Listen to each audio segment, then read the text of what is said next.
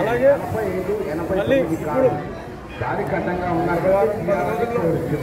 6 రోజుల్లో నామినేషన్లు ప్రారంభం అవుతున్నాయి. ఆ సందర్భంగా ఉత్సవాల సందర్భంగా 2 పునస్కరించుకొని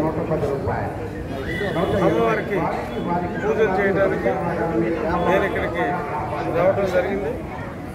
తప్పకుండా అమ్మవారి ఆశీర్వాదంతో చంద్రబాబు నాయుడు గారు ముఖ్యమంత్రి అవ్వాలని, అలా అవ్వాలంటే ఎవరు ఓడిపోవాలో వారు కూడా ఓడిపోవాలని మనస్ఫూర్తిగా కోరుకుని మళ్ళీ ఎన్నికలు అయిన తర్వాత మళ్ళీ వచ్చి అమ్మవారి దర్శనం చేస్తుంది. Any question?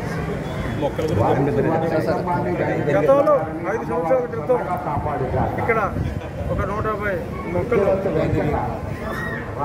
గాంధీ జయంతి నాడు మొక్కలు పాతడం జరిగింది.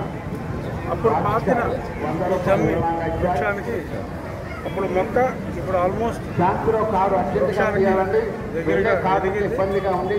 ఈ దేవాలయానికి జగన్మోహన్ రెడ్డి ఎప్పుడు రాకూడదని మనస్ఫూర్తిగా కోరుకుంటారు.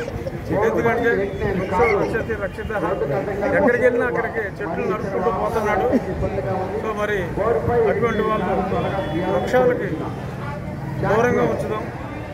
అందుకని మనల్ని మనం రక్షించుకోవడానికి, మనకి ప్రాణవాయు ఇస్తున్న వృక్షాలని రక్షించుకోవడానికి ఒకటే రెమెడీ, వీని ఇంటికి పంపించేయటం. ఆ పనిలో ఉన్నాం. Thank you.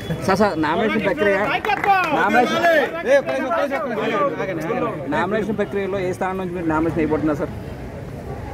ఆయనే ఉంటే బోడుగుండి ఎందుకు అన్నట్టు సాగుతూ ఉంది. అలా తెలిస్తే నేను ఎప్పుడూ చెప్పేవాడిగా రేపు సాయంత్రానికల్లా నేను ఎమ్మెల్యే ఎంపీయా అన్నదే క్లారిటీ వస్తుంది. ఎంపీ